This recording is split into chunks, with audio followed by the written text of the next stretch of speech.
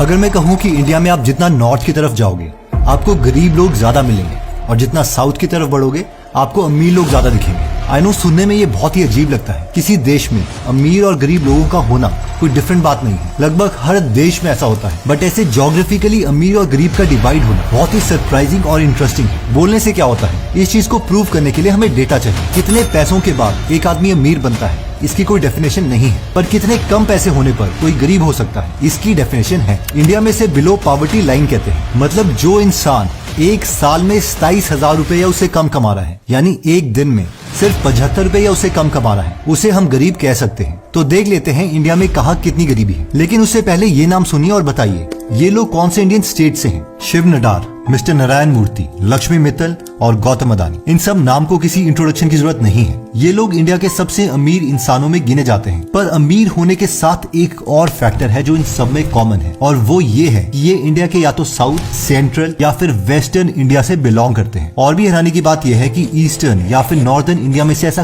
कोई भी नहीं है जो इंडिया के टॉप 10 रिच की लिस्ट में आ सके, यानी कि कोई अंबानी या टाटा जैसा इंडस्ट्रियलिस्ट हो। तो फाइनली ये रहा डेटा। इंडिया के supreme planning authority NITI Aayog ने 2021 में गरीबी के ऊपर जो रिपोर्ट निकाली है उसमें बिहार, झारखंड, उत्तर प्रदेश, मेघालय, असम एक्सेट्रा जैसे नॉर्थ की स्टेट्स में गरीबी ज्यादा है, जबकि पौंडीचेरी, केरला, आंध्रा, कर्नाटका, तमिलनाडु जैसे साउथ के स्टेट्स में गरीबी कम है। हालांकि नॉर्थ के कुछ स्टेट्स जैसे कि दिल्ली या चंडीगढ़ में गरीबी कम दिखाई दे रही है। पर अगर हम ये देखें कि 25% से ज्यादा गरीबी कौन से स्टेट में है तो हमें सिर्फ नॉर्थ के स्टेट्स ही दिखाई देंगे। पर ऐसा है क्यों? 2022 में इंडिया की टोटल पॉपुलेशन थी 141 करोड़। अब इस इंडिया की टोटल पॉपुलेशन डिस्ट्रीब्यूशन में भी एक बैलेंस है, और वो ये है कि इंडिया के लगभग 50% लोग नॉर्दर्न और ईस्टर्न इंडिया में रहते हैं, जबकि बाकी 50% वेस्ट, सेंट्रल या साउथ इंडिया में रहते हैं। यानी कि ह्यूमन रिसोर्स दोनों साइड में ऑलमोस्ट बराबर है। फिर भी साउथ और सेंट्रल इंडिया में लोग ज्यादा अमीर हैं और नॉर्थ और ईस्टर्न इंडिया में गरीब हैं। इसके रीजन को हम डेटा की मदद से देखते हैं। देखिए, किसी भी देश की अगर इकोनॉमिक सिचुएशन हमें समझनी है तो हमें उसे जीडीपी की टर्म्स में समझना पड़ेगा। जैसे कंट्रीज की जीडीपी होती है, एग्जैक्टली वैसे ही हम स्टेट्स की जीडीपी भी कैलकुलेट कर सकते हैं। इंडिया में टोटल 28 स्टेट हैं और 8 यूनियन टेरिटरीज हैं। अगर हम स्टेट वाइज जीडीपी देखें तो हमें कुछ ऐसी पिक्चर दिखाई देगी। स्टेट की जीडीपी से साफ नजर आ रहा है कि सदर्न, वेस्टर्न और सेंट्रल इंडिया की स्टेट्स की जीडीपी ज्यादा है। जितना हम नॉर्थ या ईस्ट की तरफ बढ़ते हैं जीडीपी कम होना स्टार्ट हो जाती है। पर जीडीपी को हम इतना इंपॉर्टेंस दे क्यों रहे हैं? क्योंकि जीडीपी यानी ग्रॉस डोमेस्टिक प्रोडक्ट का मतलब है कि एक साल में उस कंट्री या स्टेट ने कितने पैसे बनाए हर सामान या सर्विस को बेचकर। अब ये पैसे बन सकते हैं एग्रीकल्चर से, इंडस्ट्री से, एक्सपोर्ट से, एक्सेट्रा। अगर हम एक आम आदमी की नजर से इसे देखना चाहते हैं तो हमें देखना पड़ेगा कि हर इंडियन स्टेट्स की एग्रीकल्चर और इंडस्ट्री में क्या सिचुएशन है, क्योंकि इन्हीं दो सेक्टर के साथ एक आम आदमी सीधा जुड़ा होता है। तो आइए सबसे पहले एग्रीकल्चर के बारे में बात करते हैं। सरप्राइज, जीडीपी में नीचे रहने वाले ज्यादातर स्टेट्स की एग्रीकल्चर प्रोडक्शन ज्यादा है और ऊपर रहने वाले स्टेट्स की कम, जबकि इसका उल्टा होना चाहिए था। ऐसा क्यों है, इससे पहले हम देखते हैं कि ये स्टेट्स इंडस्ट्रीज में कहां पर है। अब इस इमेज में हम एक टोटल ऑपोजिट पिक्चर को देख रहे हैं। जीडीपी में ऊपर रहने वाले स्टेट्स में इंडस्ट्रीज ज्यादा है और नीचे रहने वाले स्टेट्स में इंडस्ट्रीज कम है। मतलब नॉर्थ के और ईस्ट के जो स्टेट्स हैं वो ज्यादा डिपेंडेंट है एग्रीकल्चर के ऊपर, और साउथ, सेंट्रल और वेस्टर्न जो स्टेट्स हैं वो ज्यादा डिपेंडेंट है इंडस्ट्रीज के ऊपर। अगर हम सिर्फ साउथ के 5 स्टेट्स की इंडस्ट्रीज को कंबाइन कर दें तो उनमें 1447 इंडस्ट्रीज पार्क हैं, जो कि पूरे इंडिया का 37% है। इस डेटा से क्लियर है कि जहां पर इंडस्ट्रीज ज्यादा है वो इंडियन स्टेट्स में वेल्थ भी ज्यादा है, क्योंकि इंडस्ट्रीज एम्प्लॉयमेंट अपॉर्चुनिटीज क्रिएट करती है, इकोनॉमी में ग्रोथ लाती है और इसका सीधा असर स्टेट की डेवलपमेंट पर पड़ता है। वहीं एग्रीकल्चर नेसेसरी तो है लेकिन उसकी अपनी कुछ लिमिटेशन है। फर्स्ट, एग्रीकल्चर नेचुरल फैक्टर्स पर डिपेंडेंट है, जैसे कि वेदर, क्लाइमेट, सॉइल कंपोजिशन और इसके साथ साथ नेचर पर भी, यानी बारिश पड़ेगी या सूखा रहेगा। इसलिए एग्रीकल्चर प्रोडक्शन अनप्रेडिक्टेबल है। अगर प्रोडक्शन कम हुआ तो इनकम भी कम ही होगी। सेकंड, एग्रीकल्चर प्रोडक्शन कम या ज्यादा हो रही है, ये इस पर भी डिपेंड करता है कि एडवांस मेथड यूज किए जा रहे हैं कि नहीं। हालांकि ग्रीन रेवोल्यूशन के बाद इंडिया की एग्रीकल्चर में खास ग्रोथ हुई थी, पर अगर इसे दुनिया के दूसरे देशों के साथ कंपेयर किया जाए तो अभी भी हम काफी पीछे हैं। दूसरे देश जैसे कि चाइना या यूएस, जहां पर एग्रीकल्चर को काफी ऑटोमेट कर दिया गया है, वहीं पर इंडिया का एग्रीकल्चर अभी भी ज्यादातर लेबर इंटेंसिव है और हमें लोगों की जरूरत पड़ती है। इसके साथ ही जो चाइना और यूएस में खेती बाड़ी की जमीनें हैं उन्हें कंप्लीटली इरिगेशन प्रोवाइड की गई है, पर इंडिया में अभी भी हमारे लोग बारिश का इंतजार ही करते हैं, खासकर हॉर्टिकल्चर प्रोडक्शन में भी, यानी कि फल सब्जियां वगैरह जहां से ज्यादा रेवेन्यू आता है, वहां भी हम यूएसए और चाइना से पीछे हैं। थर्ड, एग्रीकल्चर सीजन पर भी डिपेंडेंट है, यानी कि खेती से जुड़े हुए लोगों के पास पूरे साल एम्प्लॉयमेंट नहीं है। एग्रीकल्चर में सिर्फ उन्हें उस सीजन में ही एम्प्लॉयमेंट मिलती है। फॉर एग्जाम्पल, जो लोग चावल या गेहूं की खेती बाड़ी कर रहे हैं, दूसरे वक्त इनकम जनरेट करने के लिए ये लोग कुछ और चीजें करते हैं। For example, Mahatma Gandhi, NREGA etcetera. Fourth, इसके साथ है मिडलमैन की प्रॉब्लम। खेत में किसान जो उगाते हैं वो मार्केट तक पहुंचते ही बीच में आ जाते हैं मिडलमैन। ये वो लोग हैं जो किसानों से कम दाम पर अनाज खरीदते हैं और उन्हें ज्यादा क्वांटिटी में जमा कर बाद में महंगे में बेच देते हैं। इससे ज्यादा फायदा मिडलमैन की पॉकेट में जाता है, ना कि किसान की पॉकेट में, जिसकी वजह से किसान को कम दाम मिलता है। इस प्रॉब्लम को एक प्रैक्टिकल एग्जांपल से समझते हैं। हाल ही में फार्मर प्रोटेस्ट को लेकर काफी शोर हुआ था। किसानों की बहुत सारी अपील में एक अपील थी कि इस मिडलमैन को हटाना। उस वक्त सामने आया था हरियाणा के यमुनानगर में रहने वाले किसान श्याम सुंदर मेहता जी की बातें। उन्होंने कहा था कि जब किसान मंडी में अपनी फसल बेचने जाते हैं तो उन्हें वो फसल मिडलमैन को बेचनी पड़ती है। ये मिडलमैन गवर्नमेंट इंस्पेक्टर के साथ मिलकर उनकी फसल को मिनिमम सपोर्ट प्राइस, यानी कि गवर्नमेंट की तय की गई दाम से भी बहुत कम प्राइस में खरीदता है। गवर्नमेंट इंस्पेक्टर गलत तरीके से फसल की क्वालिटी को खराब बताता है और इससे किसान अपनी फसल को कम दाम में बेचने के लिए तैयार हो जाता है। श्याम सुंदर मेहता जी ने कहा कि उनसे 35 रुपए किलो में खरीदा गया प्याज मिडलमैन फिर 100 रुपए किलो में आगे बेचता है। ये सिर्फ कुछ रीजंस हैं एग्रीकल्चर डिपेंडेंट स्टेट्स के पुअर होने के पीछे। इसके बाद हम ये भी देख सकते हैं कि एक स्टेट कितना अमीर है वो इस बात पर भी डिपेंड करता है कि उस स्टेट में रहने वाले लोगों का एजुकेशनल लेवल क्या है और वहाँ गवर्नमेंट की पॉलिसीज क्या है। रिसर्च बताती है कि अगर एवरेज स्कूलिंग ईयर, मतलब स्कूल में बिताया गया साल, अगर एक साल भी बढ़ता है तो 40 साल में जीडीपी 0.37% तक बढ़ सकती है। हायर एजुकेशन या फिर हाईली एजुकेटेड पॉपुलेशन को इकोनॉमिक ग्रोथ के लिए बहुत जरूरी माना जाता है, क्योंकि एजुकेटेड वर्कर मुश्किल काम जैसे कि साइंस, टेक्नोलॉजी एक्सेट्रा ज्यादा एफिशिएंटली कर सकता है और वो नई सोच और तरीकों की ज्यादा इज्जत भी करेगा। इवन कि अगर एक एजुकेटेड इंसान एग्रीकल्चर को भी करता है तो भी वो उसमें लेटेस्ट मेथड यूज करने की कोशिश करेगा। आइए डेटा देखते हैं कि एजुकेशन के मामले में इंडियन स्टेट्स कैसे परफॉर्म कर रहे हैं।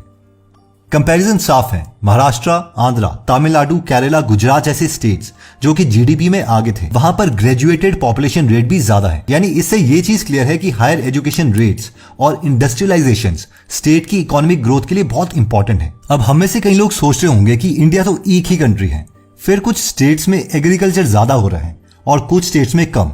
ऐसा क्यों है? इसके बारे में जानने के लिए हमें इंडिया की ज्योग्राफी को समझना पड़ेगा। इंडिया के नॉर्थ और नॉर्थ ईस्टर्न साइड में फैला हुआ है दुनिया का सबसे ऊंचे पहाड़ हिमालयन रेंज। हिमालयन रेंज एक दीवार की तरह एक्ट करते हैं। ये चाइना और तिब्बत की तरफ से आने वाली सूखी ठंड को रोकते हैं। इसीलिए उत्तर प्रदेश या वेस्ट बंगाल में उतनी ज्यादा ठंड नहीं पड़ती जितनी की लद्दाख या तिब्बत जैसी जगहों पर पड़ती है। वहीं दूसरी तरफ से ये वेस्ट और ईस्ट की तरफ से आने वाली गर्म हवा को चाइना और तिब्बत की तरफ जाने से रोकते हैं। इस वजह से ये गर्म गीली हवा नॉर्दर्न और ईस्टर्न स्टेट्स में बारिश करवाती है। इसके साथ हिमालय और ग्लेशियर से निकलने वाली नदियां ऑलमोस्ट पूरे साल भरी रहती हैं। पानी की कमी ना होने की वजह से ईस्टर्न और नॉर्दर्न स्टेट्स में जमीन ज्यादा फर्टाइल है और खेती बाड़ी ज्यादा होती है। वहीं अगर हम साउथ और सेंट्रल इंडियन स्टेट्स की बात करें तो वहां पर कम ऊंचाई वाले ईस्टर्न और वेस्टर्न घाट्स के हिल्स हैं। कम ऊंचाई की वजह से ये रेंजेस समुद्र की तरफ से आने वाली गीली हवा को ज्यादा रोक नहीं पाते और सिर्फ कोस्टल एरिया में ही हल्की बारिश करवा देते हैं। इसके साथ इन रेंजेस में ग्लेशियर्स भी नहीं है, तो सदर्न और सेंट्रल इंडिया की नदियों में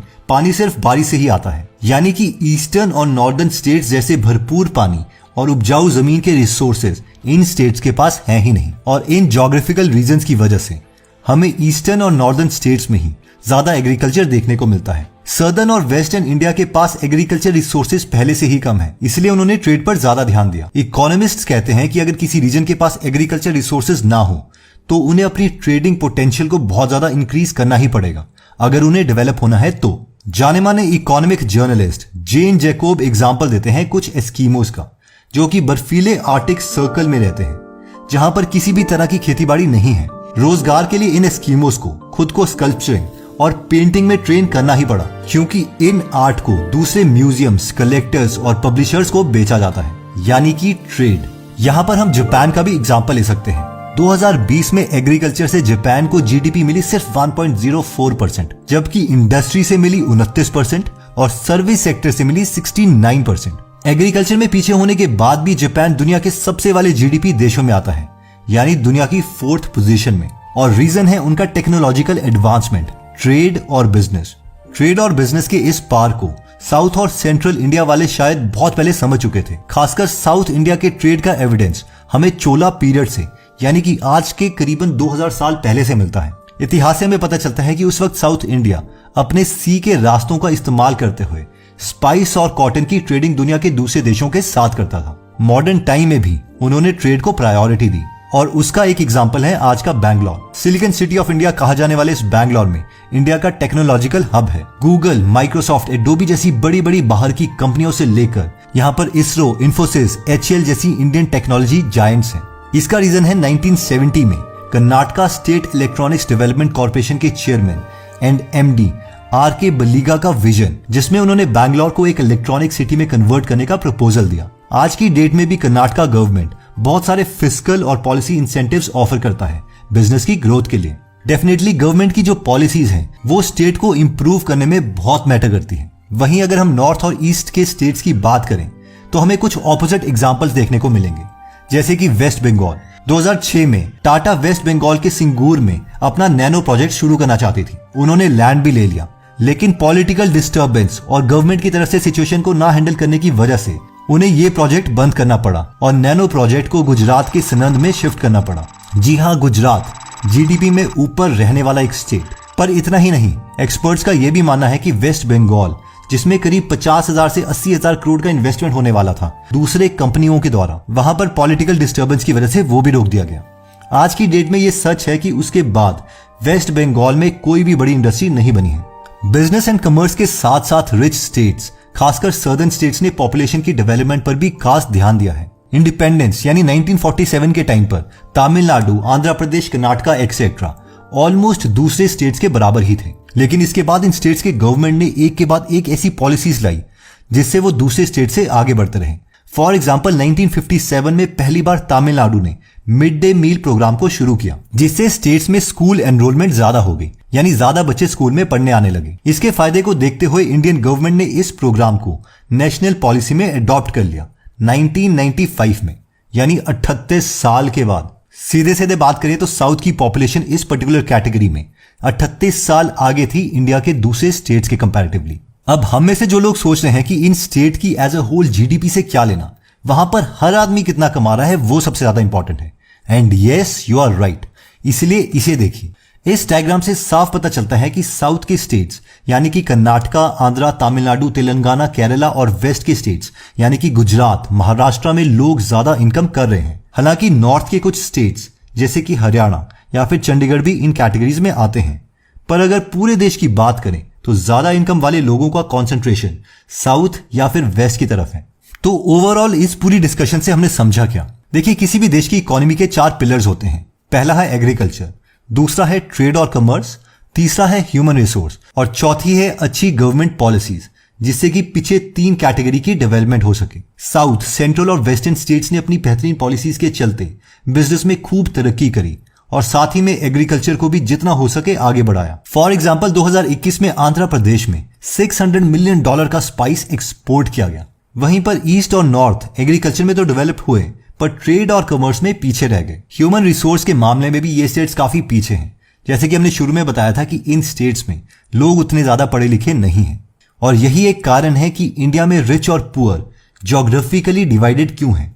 देखिए, अगर हम अपने को ट्रू एजुकेशन देना चाहते हैं तो वो सिर्फ स्कूल की बुक से नहीं मिलेगी।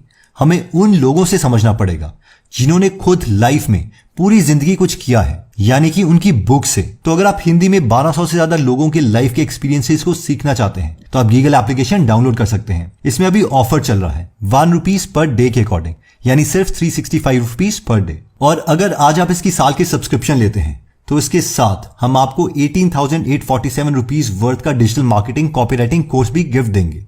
इस ऐप का लिंक हमने डिस्क्रिप्शन और फर्स्ट कमेंट में दे दिया है। एनीवेज दोस्तों, अगर आप ऐसी नॉलेजेबल वीडियोस मिस नहीं करना चाहते तो सब्सक्राइब करने के बाद बेल का बटन दबाना मत भूलिएगा। आप कमेंट करके ये भी बता सकते हैं कि आप नेक्स्ट वीडियो किस टॉपिक पर चाहते हैं। जल्दी हम आपसे दोबारा मिलेंगे। जय हिंद। अगर आप हमारी वीडियोस मिस नहीं करना चाहते तो हमारा पेज लाइक करने के बाद 3 डॉट्स के बटन को प्रेस करके फॉलो के बटन को सिलेक्ट कीजिए और फाइनली सी फर्स्ट के ऑप्शन को सिलेक्ट कर लीजिए। इससे आपको हमारी हर पोस्ट मिलती रहेगी। जय हिंद।